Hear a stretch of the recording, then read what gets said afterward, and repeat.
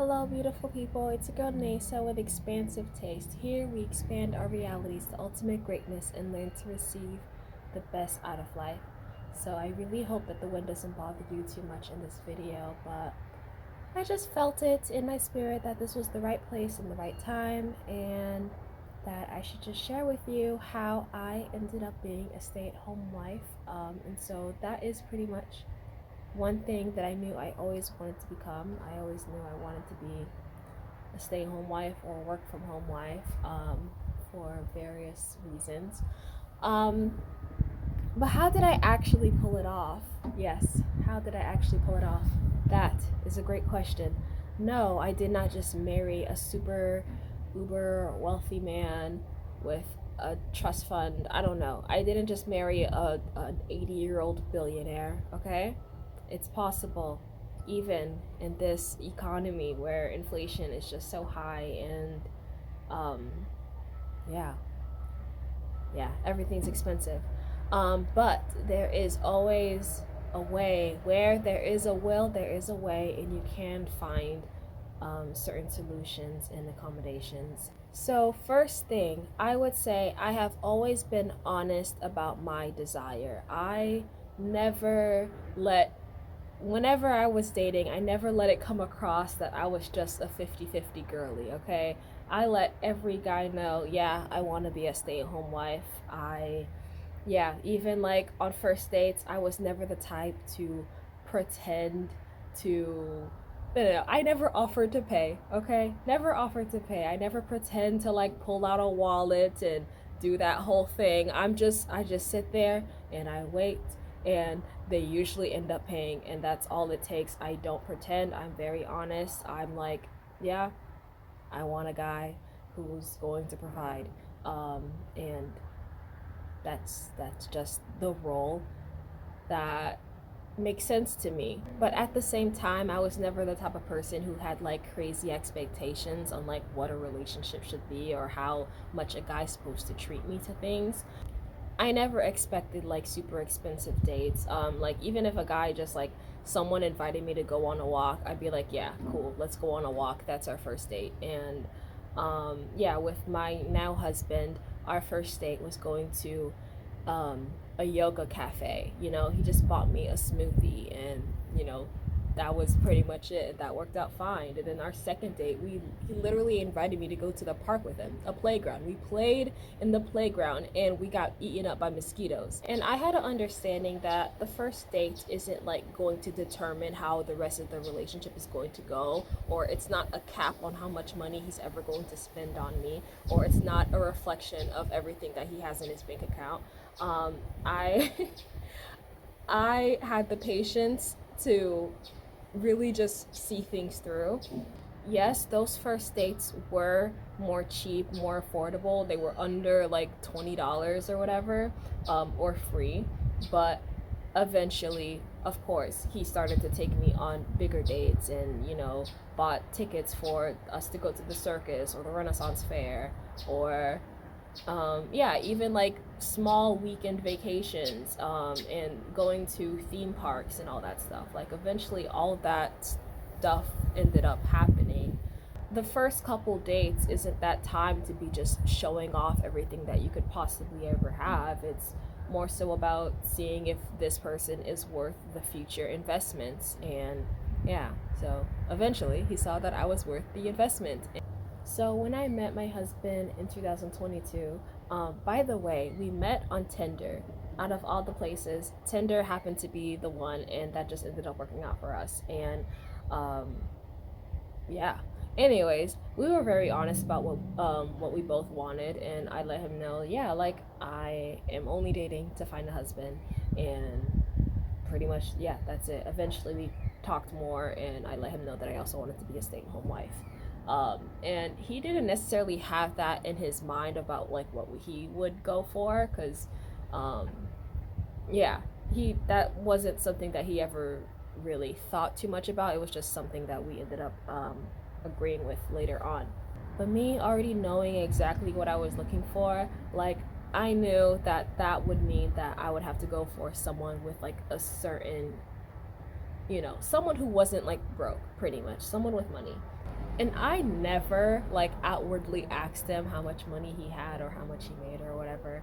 But over time he just like ends up like slipping up or whatever and just giving me ideas.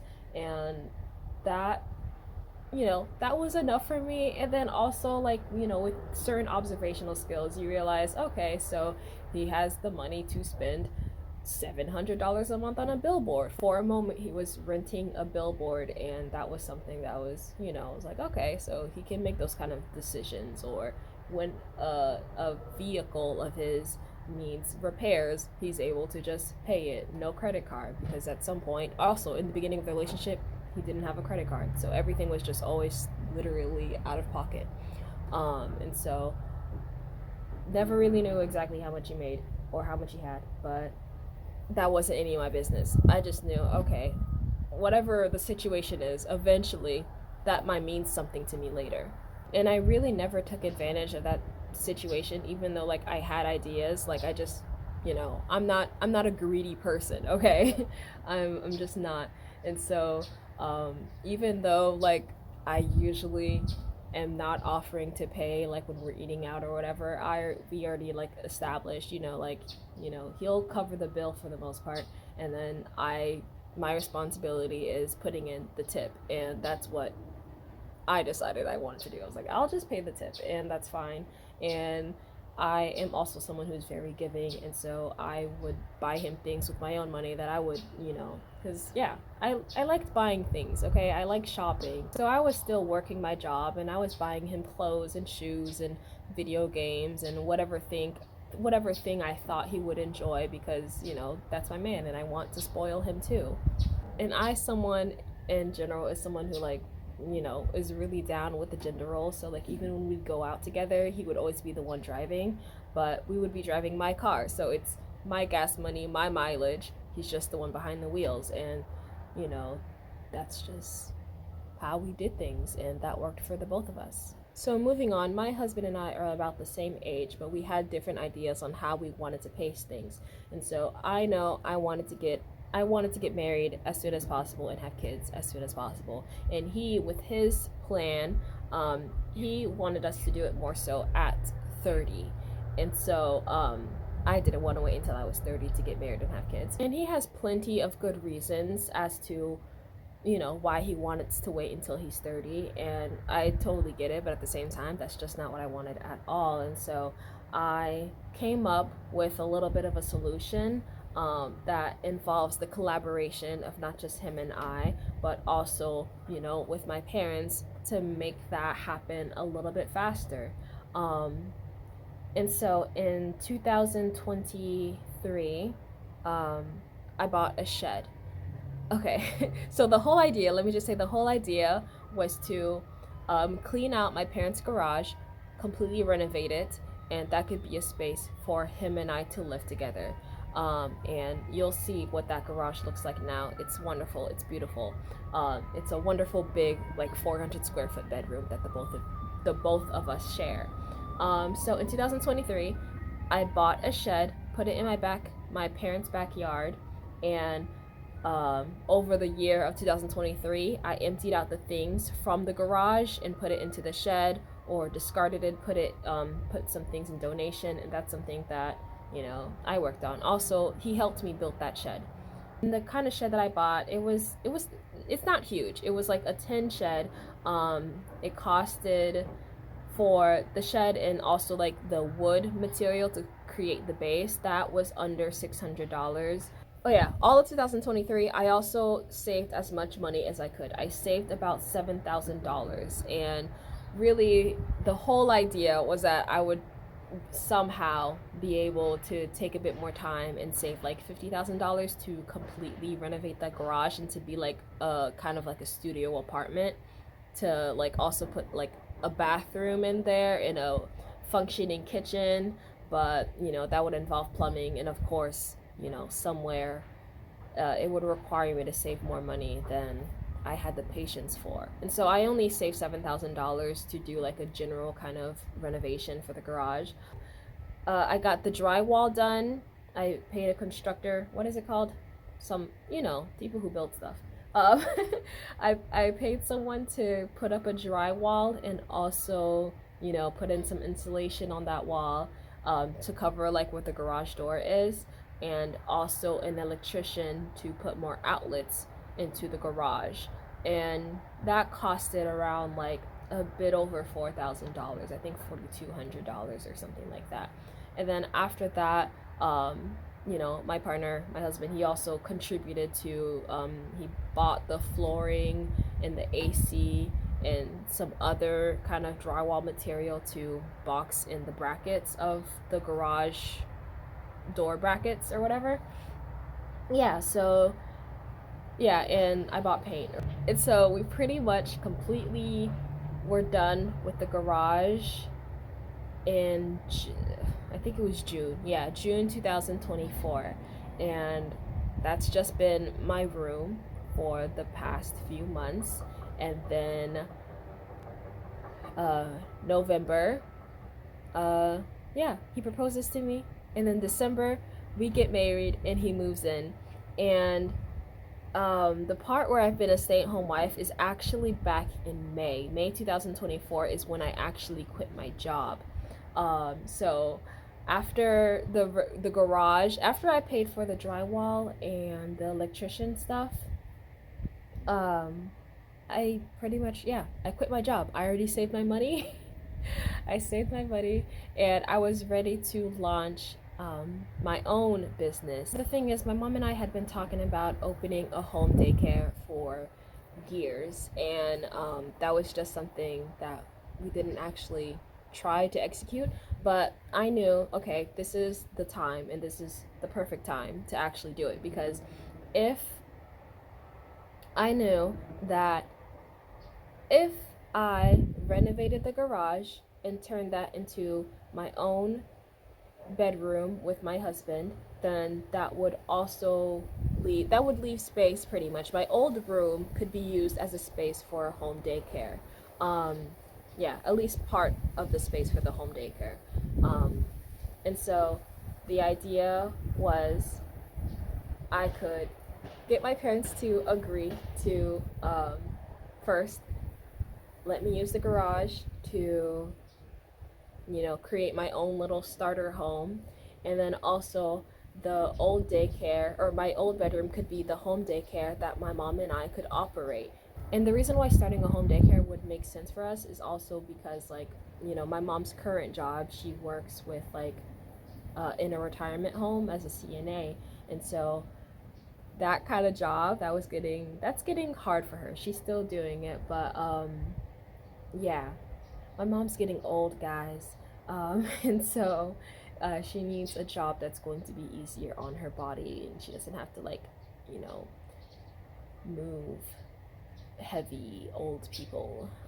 Now she'll just move and take care of little lightweight babies. They're going to be full of energy, but still, it's generally an easier job, less physically taxing, and she'll be taking care of like 4 kids rather than 13 senior citizens. And it also felt like it was time to actually like go ahead and start that business idea, because at that point I already finished my my bachelor's degree in the College of Education, and I already had my CPR first aid training, and I had over 2 years of experience working as a registered behavior technician. And so yeah, it made sense to just go for it. This is the time. And since I quit my job in May, I've just been working on getting the business together. Yeah, I've been heavily supported by my husband, by my parents, but definitely I didn't anticipate being without a job for so long. Like, without, like, I really expected the business to pop off and be ready in July, because I already had like pretty much all the supplies. But turns out getting a license in my county, I can't just be like a registered daycare. I have to have the license, and that takes a lot of extra steps, like getting a fire inspection. And to get the fire inspection, you gotta do some other applications with City Hall, and also buy a fire alarm system, and that was $2,000, over $2,000. Um, yeah, so there are lots of steps in order to actually get the license, and yeah, that's like some background checks, which is like $90 per person. Um, but I did not anticipate all those costs, and because none of that information is just like on the DCF website. It's just something you got to learn on the way, along the way, and yeah, that those are things that my husband was able to really support me with. And while I had a couple more $1,000 saved up, it wasn't enough. It ran out really fast, and I quickly needed to just like depend on him because I already live in my parents' house. I'm not gonna ask them for money. That's crazy. I'm yeah, I wouldn't do that. Um, but yeah, my man's been able to support me and help me pay all of my bills. And even though I really only thought I would need enough money for like 2 more months, it ran out, and from from May last year to now, I haven't really made any income aside from whatever I was able to get from my partner. So I was a stay-at-home girlfriend. I was a stay-at-home girlfriend. Every month, um, he would, yeah, I told him what my budget and what my needs were, and he was able to just like meet that need and help me out.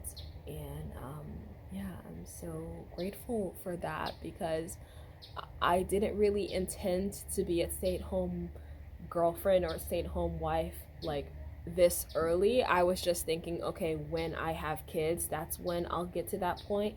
But it turned out to be while I am jobless and waiting for my business to launch, he was already able to step in and support me. And even though that wasn't part of the plan, he just like, yeah, he just stepped up and supported me, helped me get this business started. And I know I shouldn't leave out this very important detail, but okay, so in that span of time where like I haven't been like making money from like a regular 9 to 5, I've actually been working for my partner. Um yeah.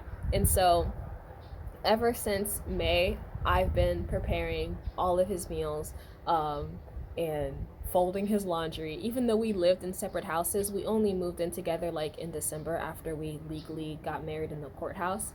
But yeah, I've been doing all of his chores, running errands for him. If he is ever at work and he needs something, I'm just over there delivering it for him, or um, you know, picking him up for whatever reason. I'm his on-call assistant pretty much. And I've been really been able to help him out, especially as his business is growing so rapidly, so greatly. Yeah, his business has been growing a lot just in the past. Pretty much, it's weird. It's like since I quit my job, his workload just magically doubled. I think that was orchestrated intentionally. I think God definitely had his hand in that, and so it came to a place where like he actually really needed me and my help, and I also very much needed him in his support and his money. But yeah, like the man hasn't had to cook for himself since May. I've been cooking all his meals. I've been cleaning his room, cleaning his car. um, I've been on call, yeah, running all sorts of errands. But in general, like life is so much better. Honestly, the amount of stress that working a 9 to 5 gives me is, yeah, that's just gone. I know I will be working again once I actually have kids in the home daycare. But this break has truly been a blast. I haven't really shared too much about it with like my friends or my family or online. I've literally been hiding from YouTube. partially because like life has been like so good that I feel like some sort of like imposter syndrome, and I don't want to just like come on the internet to brag and be like, haha, my life is so great and your life sucks. um but yeah, part of the reason why I haven't been uploading, because like part of me was like, do I really deserve to be like this happy and this stress free? um but that's that's just my reality, and I'm very grateful for it. Like, this morning, it's a Friday morning. I used to work Monday through Friday, but this morning alone, Friday morning, all I did was I made my husband breakfast. We watched an episode of Castlevania, and then he was off to work. And then I found a $4 gift card to Panera. Yeah, Panera Bread. And so I went there. I bought myself a cookie and a coffee. Obviously, I paid the difference with the rest of my money, the rest of his money. And then, yeah, I just had a cookie and coffee, and now I'm at the park getting some fresh air, getting some steps in, and talking to my phone. I pretty much wanted to share with you how I was able to make being a stay-at-home wife work in this economy. I didn't do it by marrying a 60-year-old man who's already divorced with 2 kids and, has some money. I didn't do it that way. I found someone my own age who was already growing something, growing his own business, building his business, and doing well for himself at the age of 24 and beyond. Yeah, I paired up with him. I didn't take advantage of him in his growing stage. I asked, how could I benefit the both of us? Not just benefit the both of us, but also benefit my parents in the long run. And so I realized, if I turn the garage, this empty, useless space, and make it useful, turn it into a starter home for him and I, that eases the burden of having to pay rent to landlords. Obviously, my parents get paid rent, and we help around the house all the time. Yeah, so my parents get a little bit of supplemental income. My husband and I save money, and I'm using the extra space in the home as a home daycare that will, in the future, make myself money and make my mom money. And in the very, very future, eventually, when my husband and I move out, maybe we'll still operate the business at that location. Maybe not, I don't know. But eventually, my parents could rent out the garage to someone else, and they could make a lot. It's a big space, okay? It's a 400 square foot bedroom, pretty much. Like, they can get a good supplemental income through renting out that space in the future. So my overall message is, it is possible. It does take a village. And yeah, take care of not just yourself, but your whole family, and figure out what works for everyone. Oh yeah, so the other detail I think I forgot to mention is, the other purpose of the home daycare is also so that I can be like a stay-at-home, work-from-home mom. And so the daycare idea is not only to help my mom make some income and me make some income, but also to for me to have a place to put my kids, so I can, okay, so it's a way for me to stay at home with my kids while I work, pretty much. So if you know that you want to raise your kids at home, and you work well with children, you have to be good at working with children, ones that aren't just your own. If you know that you're able to do that, and you have a space to do all of that, so consider opening a home daycare. And that also expands on the idea that it takes a village, okay? It takes a village, guys. Let's not be so individualistic and think about how we can all just struggle on our own, when we could actually be working together. Yeah, I know the American dream has this idea where people are just in their own little houses, separate, doing their own thing, but it doesn't have to be like that. It doesn't have to be like that. We could be a village. So that is all, beautiful people. Thank you so much for watching and making it to this point of the video. Please comment, like, share, and subscribe. Goodbye, beautiful people. I send you my love. Mwah. Bisous.